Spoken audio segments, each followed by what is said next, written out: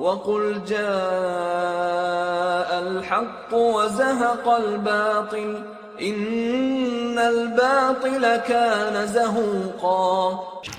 السلام علیکم ورحمۃ اللہ وبرکاتہ۔ بسم اللہ الرحمن الرحیم۔ ان الحمد للہ نحمده ونستعینه ونستغفره ونؤمن به ونتوکل علیہ ونعوذ باللہ من شرور انفسنا ومن سیئات اعمالنا من يهده الله فلا مضل له ومن يضلل فلا هادي له واشهد ان لا اله الا الله واشهد ان محمدا عبده ورسوله اما بعد فإن خير الحديث كتاب الله وخير الهدي هدي محمد صلى الله عليه وسلم وشر الأمور محدثاتها وكل محدثة بدعة وكل بدعة ضلالة وكل ضلالة في النار۔ أعوذ بالله من الشيطان الرجيم، بسم الله الرحمن الرحيم۔ اقرأ باسم ربك الذي خلق، خلق الإنسان من علق، اقرأ وربك الأكرم الذي علم بالقلم، علم الإنسان ما لم يعلم۔ قال النبي صلى الله عليه وسلم: طلب العلم فريضة على كل مسلم۔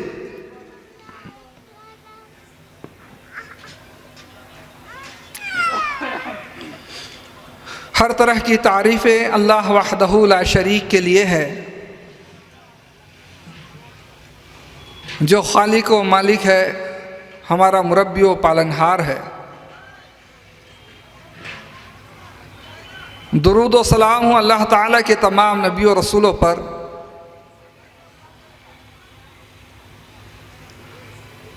بالخصوص تمام نبیوں کے امام سید الانبیاء والمرسلین،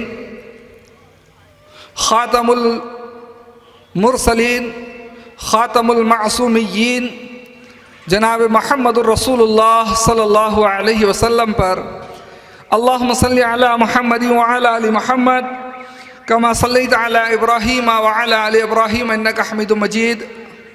اللہم بارک علی محمد وعلی آل محمد کما بارکت علی ابراہیم وعلی آل ابراہیم انک حمید مجید۔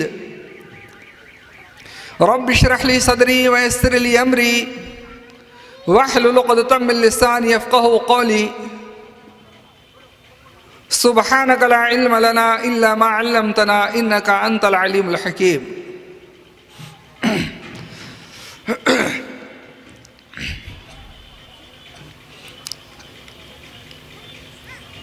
محترم اسلامی بھائیوں و بہنوں،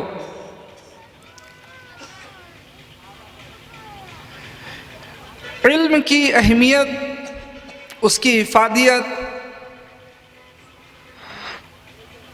اس تعلق سے کتاب و سنت کی روشنی میں کچھ باتیں میں آپ کے سامنے رکھوں گا۔ دعا ہے کہ اللہ رب العالمین مجھے حق بات کہنے کی توفیق عطا فرمائے، اور ہم سب کو اللہ تعالیٰ کتاب و سنت پر عمل کی توفیق عطا فرمائے۔ سب سے پہلے علم کی اہمیت اور علم والوں کی اہمیت قرآن کریم کی ایک آیت کے ذریعے ہم سمجھتے ہیں۔ اللہ رب العالمین ارشاد فرماتا ہے: شہد اللہ انہ لا الہ الا ہو والملائکۃ واولو العلم قائما بالقسط۔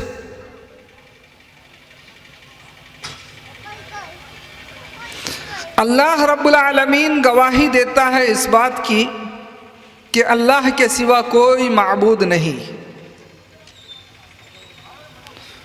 فرشتے گواہی دیتے ہیں اس بات کی کہ اللہ کے سوا کوئی معبود نہیں، اور وہ جو اہل علم انصاف پر قائم ہے وہ گواہی دیتے ہیں اس بات کی کہ اللہ تعالیٰ کے سوا کوئی معبود نہیں ہے۔ اس آیت کریمہ میں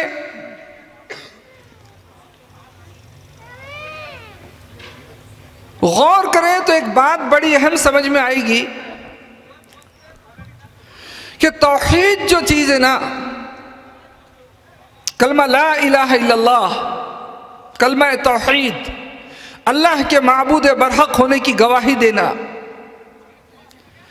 یہ گواہی اتنی عظیم الشان ہے، اتنی بلند درجے کی ہے، اتنی عظمت والی چیز ہے توحید، کہ سب سے پہلے اس کلمے کی گواہی، اس توحید کی گواہی خود اللہ رب العالمین نے دی ہے۔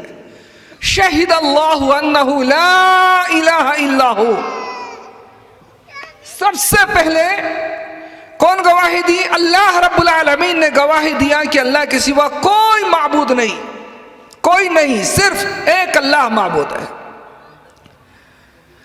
اللہ رب العالمین نے جب ہم کو کتاب میں، قرآن میں یہ بات بتائی کہ اللہ گواہی دیتا ہے اس بات کی کہ اللہ کے سوا کوئی معبود نہیں، تو اللہ نے دو گروہوں کا اور ذکر کیا جو گواہی دیتے ہیں اللہ کے ساتھ اسی بات کی کہ اللہ کے سوا کوئی معبود نہیں۔ دو گروہوں کا اللہ تعالیٰ نے ذکر کیا ہے۔ ایک اللہ کے فرشتے جو اللہ کی مخلوقات ہیں، اللہ فرماتا والملائکۃ، اللہ کے فرشتے گواہی دیتے ہیں کہ اللہ کے سوا کوئی معبود نہیں ہے۔ اور دوسرا گروہ اللہ فرماتا ہے وَأُولُو الْعِلْمِ قَائِمًا بِالْقِسْطِ، علم والے بندے اللہ کے جو انصاف پر قائم ہیں، وہ بھی گواہی دیتے ہیں کہ اللہ کے سوا کوئی معبود نہیں ہے۔ اب اس آیت میں مفسرین نے بہت ساری باتیں لکھی، جس میں ایک اہم نقطہ علم کی اہمیت کو بیان کیا، وہ بتایا کہ اللہ رب العالمین کے نزدیک اگر فرشتوں کے بعد علم والوں سے زیادہ مقام والا کوئی ہوتا تو اللہ تعالیٰ اس آیت میں ان کا ذکر کرتا۔ اللہ نے کس کا ذکر کیا؟ علم والوں کا ذکر کیا، اور پوری دنیا کو اللہ تعالیٰ نے یہ بات سمجھا دی کہ اللہ کے نزدیک سب سے زیادہ بلند مقام کسی کو حاصل ہوا تو وہ علم والوں کو حاصل ہوا ہے۔ علم والوں کا مقام ملا کیوں؟ ان کے اچھے لباس، اچھے اوڑھنے بچھانوں کی وجہ سے نہیں، ان کی اچھی اچھی باتوں کی وجہ سے نہیں، بلکہ ان کے علم کی بنیاد پر اللہ تعالیٰ نے اس کو مقام دیا ہے۔ علم کی اللہ تعالیٰ نے وہ شان رکھی ہے، وہ مقام رکھا ہے اللہ رب العالمین نے علم کا۔ آپ دیکھیے اللہ رب العالمین نے فرشتوں کے سامنے یہ بات رکھی کہ میں زمین میں ایک مخلوق بنانا چاہتا ہوں، انسان، انی جاعل فی الارض خلیفہ۔ فرشتوں نے اس پر کہا اتجعل فیہا من یفسد فیہا، اللہ تو ایسی مخلوق بنائے گا جو زمین میں فساد کریں گے، لڑائی جھگڑا کریں گے، قتل و غارت گری کریں گے۔ اللہ رب العالمین نے فرشتوں سے صرف اتنی بات کہی انی اعلم ما لا تعلمون، فرشتوں میں جو جانتا ہوں نا وہ تم نہیں جانتے۔ اب اللہ رب العالمین نے فرشتوں کو مطمئن کرنے کے لیے حضرت آدم علیہ السلام کو بنایا، اور یہ ثابت کرنا چاہا اللہ نے، یہ ثابت کیا اللہ تعالیٰ نے کہ فرشتوں جو مخلوق میں بنا رہا ہوں اس کے مقام کو تمہیں سمجھنا ہے کہ وہ کیا ہے۔ تو اللہ رب العالمین نے کیا کیا؟ قرآن کہتا ہے وَعَلَّمَ آدَمَ الْأَسْمَاءَ كُلَّهَا، اللہ تبارک و تعالیٰ نے آدم علیہ السلام کو کچھ علم عطا فرمایا، کچھ چیزوں کے نام اللہ تعالیٰ نے سکھائے۔ اور فرشتوں جو اعتراض کر رہے تھے اس بات پر کہ اللہ مخلوق بنا رہا ہے، انسان بنا رہا ہے، ان کے سامنے اللہ تبارک و تعالی نے آدم کو پیش کیا، فرشتوں کو کہا فرشتوں تم ان چیزوں کے نام بتاؤ۔ فرشتے خاموش ہو گئے، کہنے لگے سبحانک لا علم لنا الا ما علمتنا، اللہ ہمیں ان کا علم نہیں ہے، تو نے ہمیں یہ چیز نہیں سکھائی، یہ علم ہمارے پاس موجود نہیں۔ اللہ نے فرمایا آدم تم بھی بتلاؤ، आदम तुम इन चीजों के नाम बताओ। जब आदम अलैहिस्सलाम ने उन चीजों के नाम बताए, फरिश्ते जान गए कि वाकई आदम अलैहिस्सलाम जो है ये आम मखलूक नहीं, ये आम नहीं, अल्लाह रब्बुल आलमीन की कोई खास मखलूक है जो अल्लाह बनाना चाह रहा है। फिर अल्लाह तबारक व तआला ने फरिश्तों को हुक्म दिया कि फरिश्तों, आदम के मकाम को देखा ना, अब आदम अलैहिस्सलाम के सामने सजदा रेज हो जाओ। आप समझिए इल्म को अल्लाह ताला ने क्या शान अता फरमाई है। फरिश्तों के सामने इंसान की अस्मत, उसकी मनक़बत, उसके मकाम को साबित करने के लिए अल्लाह ने आदम को इल्म सिखाया। जब इल्म आया आदम के अंदर, फरिश्ते जाने कि इंसान का मकाम कितना बुलंद है। ये मखलूक जिसको बनाया है अल्लाह ताला ने, इस मखलूक का मकाम अल्लाह ताला के नजदीक कितना ऊंचा है। अल्लाह रब्बुल आलमीन ने ये कायदा अपने नेक बंदों के दरमियान भी रखा है, वो भी इल्म की बुनियाद पर लोगों को परख लेते हैं। मुझे याद है सहीह मुस्लिम के अंदर एक वाकया है।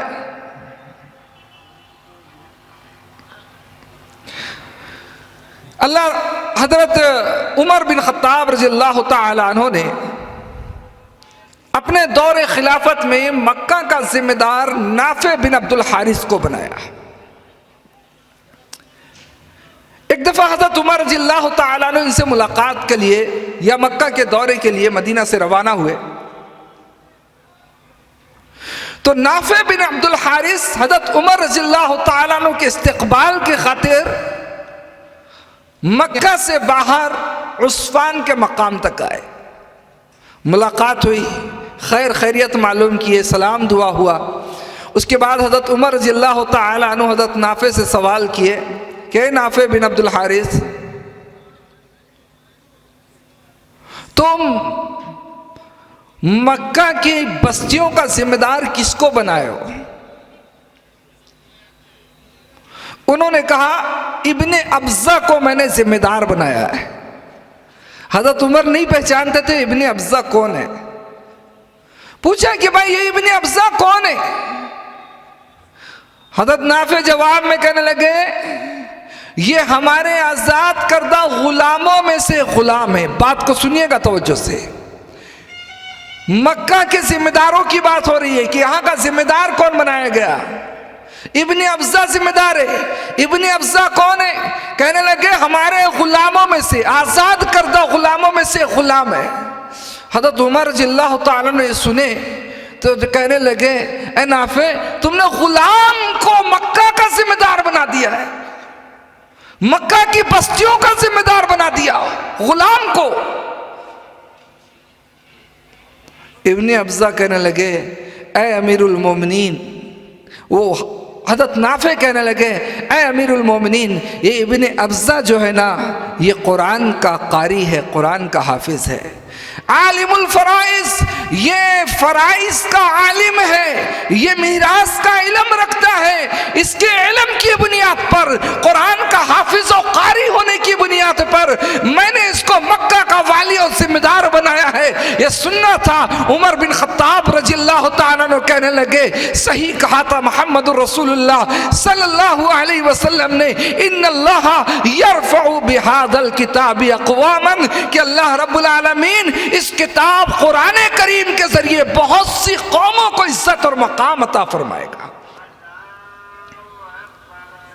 ये मक्का का जिम्मेदार, आप तसव्वुर करें कि मक्का का जो मकाम हमारे जहनों में है, हमारे दिमाग में है, मक्का शहर का, उसके अतराफ़ की बस्तियों का, उस मकाम को मद्देनज़र रखते हुए मक्का में अगर किसी को अमीर बनाना हो, उसकी बस्तियों में किसी को ज़िम्मेदार मुकर्रर करना हो तो जहन क्या बोलता है, कैसे शख्स को ज़िम्मेदार बनाना है। लेकिन हज़रत नाफे ने एक आज़ाद करदा ग़ुलाम को ज़िम्मेदार बनाया। वजह यह बयान की कि उसको ज़िम्मेदार इसलिए बनाया है कि वो कुरान का इल्म रखता है। हज़रत उमर ये सुनने के बाद फ़ौरन कहे इन अल्लाह, कि अल्लाह के रसूल ने बिल्कुल सही कहा, इन अल्लाह यरफ़उ बिहादल किताब अक़वामा, कि अल्लाह रब्बुल आलमीन इस किताब के ज़रिए से बहुत सी कौमों को बहुत बुलंद मकाम अता फरमाता है। मोहतरम दोस्तों, दुनिया में एक कायदा है जो हम लोग देखते होंगे, वो कायदा यह है कि हम में से हर छोटे शख्स को بڑے لوگوں کی عزت کرنی ہوتی ہے، اس کا احترام کرنا ہوتا ہے، اور کرتے ہیں، یہ ایک اخلاق ہے، کرتے ہیں الحمدللہ۔ جو نہ کرتا ہو تو اس کو چیز سیکھنا چاہیے کہ اپنے سے جو عمر میں بڑا ہے اس کا عزت و احترام کرے، اس کے مقام کو سمجھے ہم۔ لیکن آپ ایک مقام پر یہ قانون، یہ قاعدہ بالکل الٹا پائیں گے کہ جہاں پر بڑی بڑی عمر والے لوگ، بڑے بزرگ بھی اپنے سے کم عمر کے شخص کی عزت کرتے ہیں، اس کا احترام کرتے ہیں۔ ایسا کب ہوتا ہے معلوم؟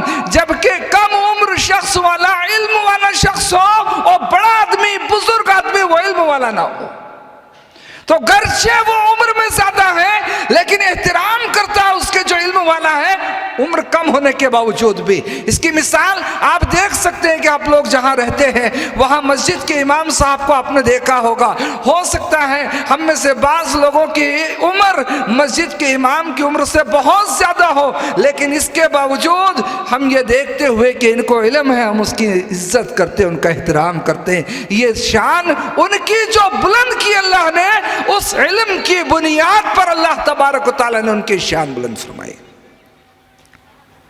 پیغام یہ ہے کہ ہم لوگ بھی اگر اللہ تعالیٰ کے نزدیک عزت دار، ایک مقام والے، ایک فضیلت والے بننا چاہتے ہیں، علم کو حاصل کیجیے۔ اللہ رب العالمین نے اس علم میں بڑی طاقت رکھی ہے، بہت طاقت، ہم لوگ اندازہ نہیں لگا پائیں گے اس طاقت کا۔ میں دیکھیے قرآن کریم کے ایک واقعے کے ذریعے آپ کے سامنے اس بات کو رکھنا چاہتا ہوں۔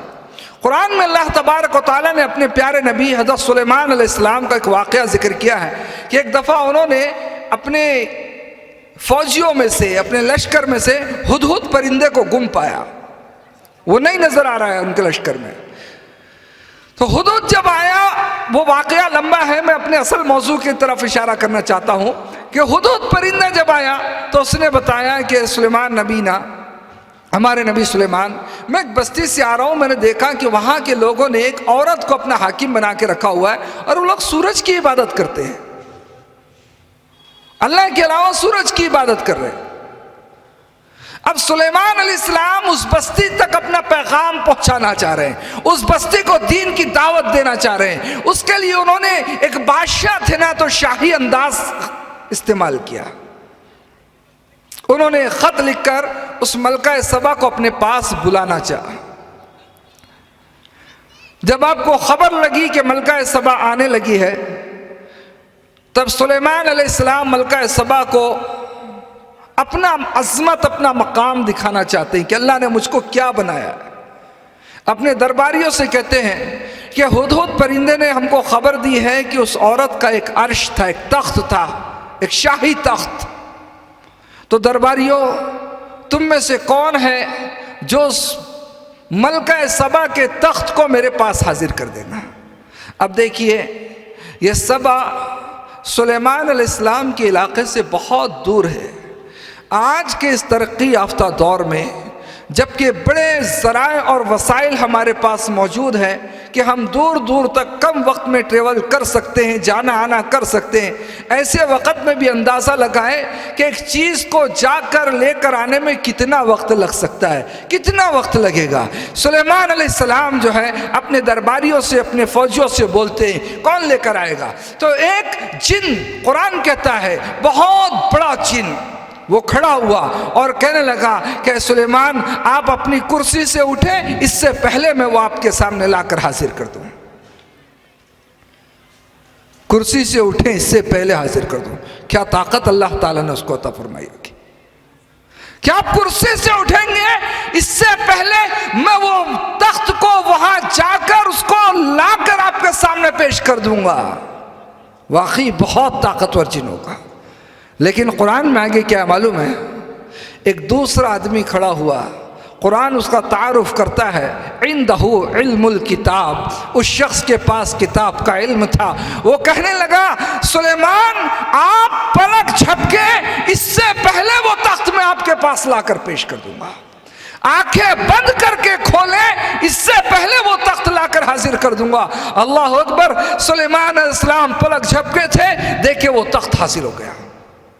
کس نے کیا؟ جو جن ان میں سب سے زیادہ طاقتور جن تھا وہ بولا کرسی سے اٹھیں گے اس سے پہلے لاؤں گا. یہ شخص جن نہیں تھا، ایک انسان تھا، لیکن اس کے پاس کتاب کا علم تھا. علم کی وہ طاقت ہے، علم کے اندر اللہ نے وہ طاقت رکھی ہے کہ سب سے طاقت مضبوط جن کے مقابلے میں بھی اللہ تعالیٰ علم والوں کو طاقت عطا فرماتا ہے. اس نے کہا پلک جھپکے اس سے پہلے لا دیں گے. ہمیں نہیں معلوم کہ اس آدمی کے پاس کون سی کتاب کا علم تھا، کسی کو نہیں معلوم، کسی کو خبر نہیں کہ اس آدمی کے پاس کس کتاب کا علم تھا، نہیں معلوم ہمیں.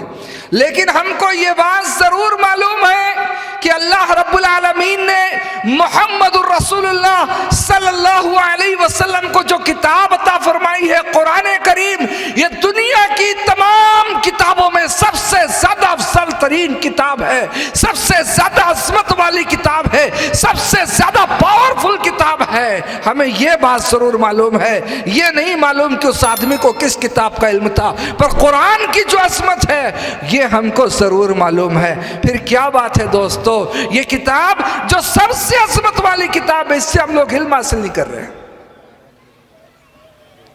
کیوں ایسا کر رہے ہیں؟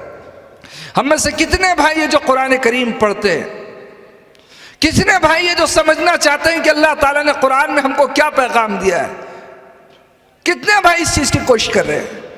بڑی تعجب کی بات ہے نا، ایک آدمی ایک کتاب پر ایمان رکھتا ہے، اس کے حق ہونے کی، اس کی صداقت کی گواہی دیتا ہے، اس کے بارے میں یقین رکھتا ہے کہ وہ اللہ کی طرف سے نازل ہوئی ہے، اس کتاب سے بے پناہ محبت رکھتا ہے، بے تحاشا محبت ہے اس کو اس کتاب سے، اس کتاب کی حفاظت کے لیے وہ لڑ لیتا ہے. کبھی دھوکے سے ہاتھ سے چھوٹ کر گر جائے وہ اپنے گناہ کی معافی کے لیے صدقہ و خیرات کرتا ہے. اتنا زیادہ پیار و محبت ہے اس کو اس کتاب سے، لیکن پوری زندگی نکل جاتی ہے، اس کو یہ نہیں معلوم رہتا کہ کتاب میں لکھا کیا ہے. یہ کیسی محبت ہے جی؟ ایسا اس لیے ہے کہ ہم اس علم کی اہمیت کو نہیں سمجھ رہے ہیں. جو علم کی اہمیت ہمارے ذہنوں میں ہونا چاہیے اور ہم کو وہ علم حاصل کرنا چاہیے. دیکھیں، یاد رکھیں، دنیا کے سارے علوم کا سر چشمہ اللہ نے قرآن کریم کو بنا دیا ہے. تمام تر علوم کا سر چشمہ قرآن کریم ہے. آپ جانتے ہیں اللہ نے قرآن کریم کے بارے میں کیا فرمایا؟ خود قرآن کریم کے اندر اللہ فرماتا ہے لَوْ أَنزَلْنَا هَذَا الْقُرْآنَ عَلَى جَبَلٍ لَرَأَيْتَهُ خَاشِعًا مُتَصَدِّعًا مِنْ خَشْيَةِ اللَّهِ کہ اگر اس قرآن کو اللہ تعالیٰ کسی پہاڑ پر نازل کر دیتا، پہاڑ جو اس زمین کی سب سے مضبوط جگہیں ہیں، اللہ ان قرآن میں کہہ رہا ہے کہ اگر قرآن کو اللہ کسی پہاڑ پر نازل کر دیتا تو آپ دیکھتے کہ اللہ کے ڈر سے وہ پہاڑ ٹوٹ جاتا، وہ پہاڑ پھٹ جاتا، وہ پہاڑ دب جاتا، وہ پہاڑ ریزہ ریزہ ہو جاتا. اس قدر اس کے اندر اللہ کا ڈر ہوتا قرآن کی وجہ سے، قرآن کے اس میں نازل ہونے کی وجہ سے. افسوس ہے آج ہم کو اللہ تعالیٰ نے کتاب دی قرآن کریم، ہم انسانوں پر نازل فرمائی ہے، ہم تو اس پہاڑ کے مقابلے میں نرم ہے نا، اس پہاڑ کے پتھروں جیسے سخت تو ہم نہیں، اس پہاڑ کے مقابلے میں نرم ہیں ہم. اللہ نے ہمارے دل کو نرم بنایا، ہمارے جسم کو، دل و دماغ کو نرم بنایا. لیکن اللہ اکبر، شیطان نے کیسی چال چلی کہ ہم لوگ اس سے نرم ہونے کے باوجود بھی نہیں اس کتاب کا علم نہیں حاصل کر رہے. ہمیں نہیں معلوم کتاب کیا کہہ رہی ہے، قرآن ہم کو کیا سمجھانا چاہ رہا ہے، اللہ اپنی کتاب کے ذریعے ہم کو کیا بولنا چاہ رہا ہے، اللہ کا پیغام کیا ہے، اللہ کی منشا کیا، اللہ کیا بتلا رہا ہے کتاب میں ہم کو. اتنا دور ہو گئے ہم علم سے. وہ مقام، وہ عظمت اللہ تعالیٰ نے جو علم کی بنیاد پر انسان کو عطا فرمائی تھی، وہ مقام ہم چھوڑ بیٹھے. ہم کو احساس نہیں ہو رہا اس چیز کا، بالکل بھی احساس نہیں ہو رہا. اللہ تبارک و تعالیٰ نے کہا کہ قرآن کو پہاڑ پر اللہ پہاڑ پر نازل کر دیتا قرآن کو تو پہاڑ بھی اللہ کے ڈر سے کانپنے لگتا، ٹوٹ جاتا.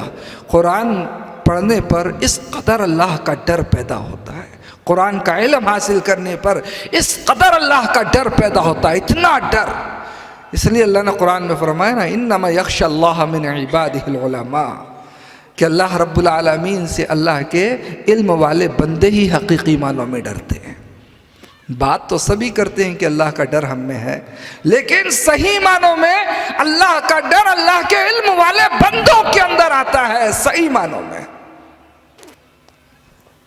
تو دوستو قرآن کریم پڑھا جائے، قرآن کریم کو سمجھنے کی کوشش کی جائے، اللہ کا جو پیغام ہے۔ دیکھیے اس لیے میں قرآن کی بات کر رہا ہوں کہ جب ہم بولے علم حاصل کرنے کو تو ایک بات ذہن میں آ سکتی ہے کہ علم کیسا حاصل کرے، کس کو پڑھے، کس کی کتابوں کو ہم سمجھے۔ ہم کہتے ہیں وہ کتاب جس پر ایمان لائے ہو، جس کے لیے اپنی جانیں قربان کرنے کو لیے تیار ہو، اس کتاب کو پڑھنے کی کوشش کریں۔ اس میں جو علم آپ کو ملے گا، اس علم کے بارے میں اللہ قرآن میں فرماتا ہے ان ھذا القرآن یہدی للتی ہی اقوم۔ قرآن وہ علم دیتا ہے جو سب سے مضبوط علم ہے، قرآن وہ ہدایت دیتا ہے جو ہدایت سب سے پختہ اور مہر لگی ہوئی ہدایت اللہ کی طرف سے۔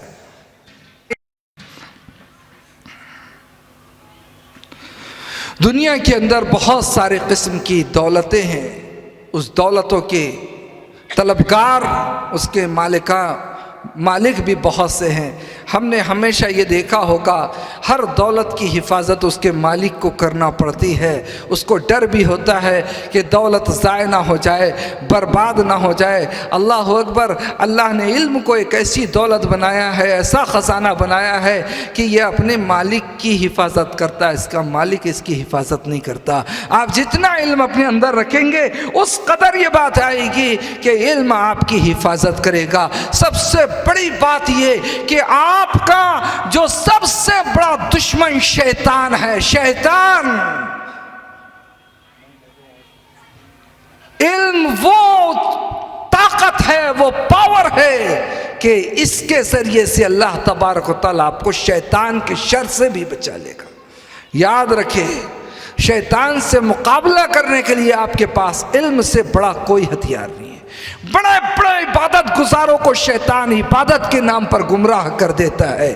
علم ہو بندہ گمراہی سے بچ سکتا ہے۔ محمد رسول اللہ صلی اللہ علیہ وسلم نے کیا فرمایا؟ اللہ کے رسول صلی اللہ علیہ وسلم فرماتے ہیں من سلک طریقا یلتمس فیہ العلم سہل اللہ لہ طریقا الی الجنہ۔ صحیح مسلم کی روایت ہے، اللہ کے رسول نے فرمایا جو شخص علم حاصل کرے، علم حاصل کرنے کے لیے کسی راہ پر نکلے، اللہ تبارک و تعالیٰ اس کے لیے جنت کا راستہ آسان کر دیتے ہیں۔ اللہ اکبر۔ علم کی بنیاد پر کیا ہوتا ہے؟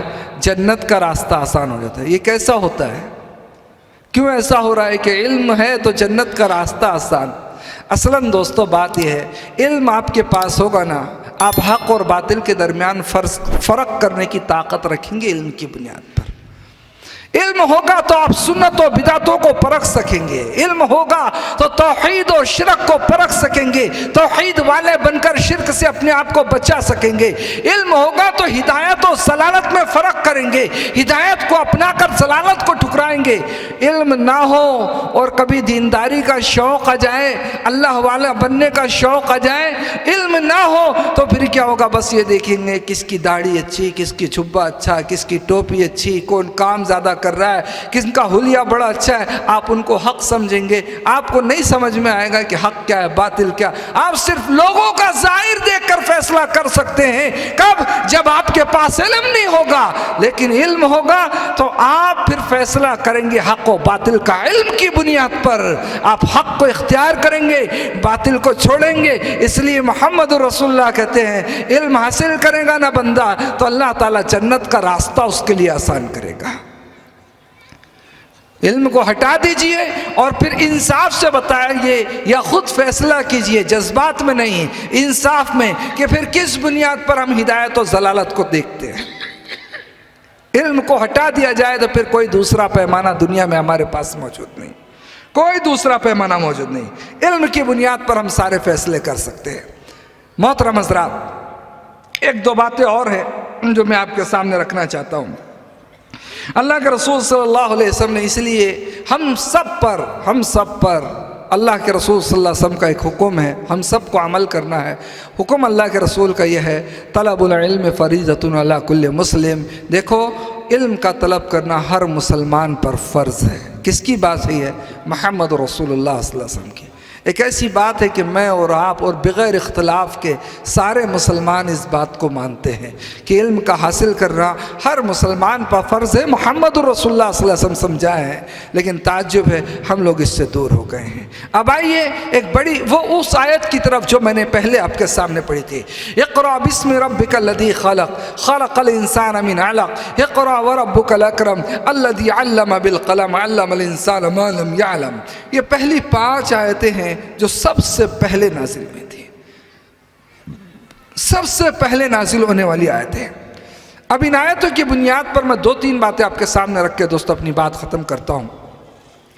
ہم لوگ جانتے ہیں کہ یہ امت محمد صلی اللہ علیہ وسلم کی امت، ہم لوگ امت محمدیہ صلی اللہ علیہ وسلم تمام امتوں میں سب سے بہترین امت ہے اللہ کے نزدیک۔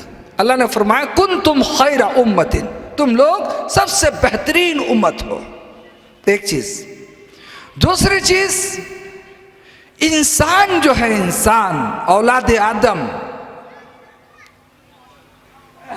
یہ مخلوقات میں اشرف المخلوقات ہے۔ ہم امتوں میں خیر امت ہے اور انسان مخلوقات میں اشرف المخلوقات ہے۔ ایسا کیوں ہے کہ اس امت کو سب سے افضل ترین امت کہہ دیا گیا، انسان کو سب سے افضل ترین مخلوق قرار دے دیا گیا؟ اگر ہم کوئی ایک ایسی وجہ تلاش کرنا چاہیں جو دونوں جگہ موجود ہو تو وہ وجہ صرف اور صرف علم ہے۔ اور مخلوقات کو اللہ نے کیسے بنایا ہمیں نہیں معلوم، بنانے کے بعد اللہ نے اس کو کیا سکھایا ہم کو نہیں معلوم، لیکن قرآن کہتا ہے جب اللہ تعالیٰ نے حضرت آدم علیہ السلام کو بنایا اللہ تعالیٰ نے، تو بنانے کے بعد سب سے پہلے چیز کیا ہوئی؟ وَعَلَّمَ آدَمَ الْأَسْمَاءَ كُلَّهَا، اللہ تعالیٰ نے حضرت آدم علیہ السلام کو علم عطا فرمایا۔ اس لیے بعض لوگ یہ بات جو کہتے ہیں نا کہ علم انسان اور جانوروں کے درمیان فرق کرتا ہے، علم انسان اور دیگر مخلوقات کے درمیان فرق کرتا ہے، علم کے ذریعے اللہ انسان کی شان کو، اس کے مقام کو بیان کرتا ہے۔ اللہ نے جب انسان میں سب سے پہلے حضرت آدم کو بنایا تو پہلی چیز اس کو علم سکھایا، اور اللہ نے جب محمد رسول اللہ کو نبوت عطا فرمائی تو سب سے پہلا کام اللہ نے کہا اقرأ بسم ربک الذی خلق، پڑھیے اپنے رب کا نام لے کر جس نے آپ کو پیدا کیا ہے۔ تو یہ علم ہے جس کی بنیاد پر آپ اشرف المخلوقات ہیں، یہ علم ہے جس کی بنیاد پر آپ خیر امت ہے۔ اللہ تعالیٰ نے کہا ہے کہ قسم زمانے کی سارے اللہ تعالیٰ نے قرآن میں فرمایا وَالتِّينِ وَالزَّيْتُونِ وَطُورِ سِينِينَ وَهَذَا الْبَلَدِ الْأَمِينَ لَقَدْ خَلَقْنَا الْإِنسَانَ فِي أَحْسَنِ تَقْوِيمٍ ثُمَّ رَدَدْنَاهُ أَسْفَلَ سَافِلِينَ۔ اللہ نے بنایا سب سے اچھا ہے، لیکن جب آپ سے غلطیاں ہوں گی، کوتاہیاں ہوں گی، اللہ تعالیٰ جو بات آپ سے چاہتا ہے آپ اس کے خلاف جائیں گے، اللہ فرماتا ہے تو پھر اچھا بنانے کے باوجود بھی ہم سب سے نیچے ڈھکیل دیں گے۔ آج انسانوں کے ساتھ، بالخصوص ہم مسلمانوں کے ساتھ دنیا میں ایسا ہو رہا ہے۔ علم جو ہماری شان تھی، جو ہمارا زیور تھا، جو ہماری پہچان تھی، اکثر مسلمان اس چیز سے دور ہیں۔ اس کا نتیجہ ایک تو آپس میں چھوٹے چھوٹے مسائل میں بڑے بڑے اختلاف پر پڑے ہیں، ایک دوسرے سے حد درجہ نفرتیں رکھ رہے ہیں۔ وہ علم نہیں، صرف نفرت ہے کہ اس کی بنیاد پر ایک دوسرے سے ہم دور ہو جا رہے ہیں۔ اور دوسرا نقصان ہے کہ غیر قوموں کے درمیان جو ہم مسلمانوں کا مقام تھا ہمارے علم کی بنیاد پر، اس چیز سے بھی ہم دور ہو گئے۔ ہم کو احساس نہیں ہو رہا ہے اس بات کا، کیونکہ ہم اتنا دور ہو گئے کہ وہ سمجھنے کی طاقت ہی ہم سے ختم ہو گئی۔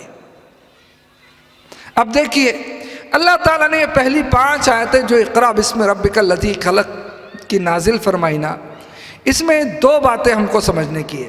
سب سے اہم چیز اللہ نے فرمایا اقرأ وربک الاکرم، آپ پڑھو، آپ کا رب بڑی عزت والا ہے، بہت شان والا ہے۔ اللہ تعالیٰ نے آپ کو پڑھنے کا حکم دے کر اپنی صفت عزت کا کیوں ذکر کیا؟ اللہ یہ سمجھانا چاہتا ہے کہ علم کے اندر، پڑھائی کے اندر اللہ نے عزت رکھی ہے، اللہ نے شان رکھا ہے پڑھائی میں۔ آپ اگر دنیا میں عزت حاصل کرنا چاہتے ہیں آپ پڑھیے۔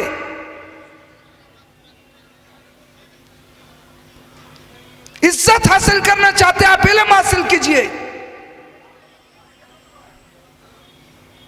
بے علم شخص کو، جاہل کو کائنات میں کوئی عزت نہیں حاصل ہے.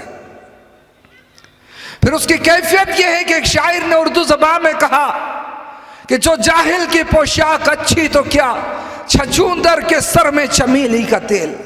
ایک چوہیا کے سر میں، چوہے کے سر میں چمیلی کا تیل مل دینے سے چوہے کی کوئی عزت تو نہیں بڑھ جائے گی نا. ایسے ہی کوئی جاہل بڑا اچھا کپڑا پہن لے، اچھی ٹوپی لگا لے، اچھی داڑھی رکھ لے تو اس کی کوئی شان بلند نہیں ہو جائے گی. شان جو حقیقی طور پر بلند ہوتی ہے اس علم کی بنیاد پر جو اللہ تبارک و تعالی نے نازل فرمایا.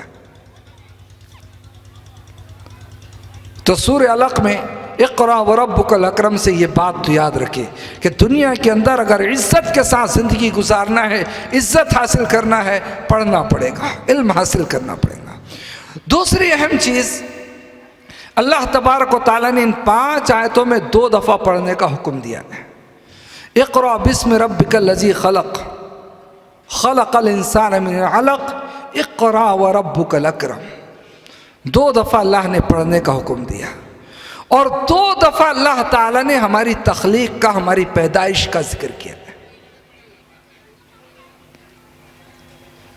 مفسرین نے بڑا اہم نقطہ یہاں پر بیان کیا ہے کہ ایسا کیوں ہوا کہ اللہ تعالیٰ نے ان 5 آیتوں میں 2 دفعہ پڑھنے کا حکم دیا اور 2 دفعہ اللہ تعالیٰ نے ہماری پیدائش کا، ہماری تخلیق کا ذکر کیا. ایسا کیوں ہے؟ تو نے بتلایا کہ اصل میں تخلیق جو ہے وہ زندگی ہے. ہماری پیدائش مطلب ہم کو زندگی ملنا، زندگی عطا فرمانا. اور اللہ تعالیٰ نے زندگی کے ساتھ جو پڑھنے کا حکم دیا ہے نا، تو اس کا مفاد یہ ہے، اس سے حاصل ہونے والی بات یہ ہے کہ اللہ رب العالمین نے ان قوموں کو زندہ قوم بنایا ہے جو پڑھتی ہیں. اور وہ قومیں جو اپنے اندر علم نہیں رکھتی، وہ قوم زندہ ہونے کے باوجود بھی مردوں کی سی زندگی گزارتی ہے. زندہ قوم بن کر اگر اس دنیا میں رہنا ہے، علم حاصل کرنا پڑے گا. محترم دوستو، پہلی وحی اللہ تعالیٰ کا، اللہ کی طرف سے جو آتی ہے، اقرا، پڑھو پڑھو پڑھو، یہ کس کو؟ آپ کو حکم ہے، ہم کو حکم ہے. یہ ہماری پہلی ذمہ داری ہے، ہمارا پہلا فریضہ ہے، ہم علم حاصل کریں. اگر علم حاصل کریں گے دنیا میں بھی عزت پائیں گے. اور کمال یہ ہے کہ موت کے بعد بھی علم والے کو اللہ اس کے علم کا ثواب دیتے رہتا ہے. وہ حدیث آپ نے سنی ہوگی کہ جب انسان مر جاتا ہے تو سارے عمل اس سے منقطع ہو جاتے ہیں سوائے 3 عمل کے. ان میں سے ایک عمل اللہ کے رسول نے فرمایا کہ اس کا علم ہے. جو دنیا میں چھوڑ کر گیا وہ فوت بھی ہو گیا تو بھی اللہ رب العالمین اس کے علم کا ثواب اس کو پہنچاتے رہتا ہے. اس دنیا میں بھی اللہ اس کا مقام بلند کرتا ہے، موت کے بعد بھی اللہ مقام بلند کریں گا، اور سب سے اونچی شان قیامت کے دن اللہ رب العالمین ان کو عطا فرمائے گا. اس لیے دوستو، ہم لوگ اس معاملے میں غور و فکر کریں. اگر ہم لوگ علم والے ہیں تو اپنے علم کو نکھارنے کی کوشش کریں، اس کو سنوارنے کی کوشش کریں، اس علم کو بڑھانے کی کوشش کریں، اس علم کا تجدید کریں، اس کو اثر نو پھر سے ہم کتابوں میں پڑھ پڑھ کر اس علم کے اندر نکھار پیدا کریں. اگر ہم علم والے نہیں، ہم نے نہیں پڑھا ہے، تو علم حاصل کرنے کی کوئی عمر دنیا کے اندر کسی کی نہیں ہے. آپ کوشش کیجئے کہ ہماری جو بھی عمر ہو گئی ہو لیکن اس کے باوجود بھی ہم قرآن پڑھیں، حدیث کی کتابیں پڑھیں، قرآن پڑھنے والوں سے ملاقاتیں کریں، ان سے قرآن کا علم حاصل کریں، حدیث پڑھنے والوں کی صحبت و رفاقت میں جائیں، ان سے حدیث کا علم حاصل کریں. ہم جتنا علم حاصل کریں گے اتنا ہمارے ایمان میں اضافہ ہوگا، ہمارے عمل کے اندر سدھار ہوگا. دعا ہے اللہ رب العالمین ہم سب کو نیک اعمال کی توفیق عطا فرمائے. اللہ رب العالمین ہمارے گناہوں کو معاف فرمائے. اللہ تبارک تعالی ہمیں علم دین حاصل کرنے کی توفیق عطا فرمائے. آمین. اقول قولی ھذا استغفر اللہ لی ولکم ولسائر المسلمین والحمد للہ رب العالمین. السلام علیکم ورحمۃ اللہ وبرکاتہ.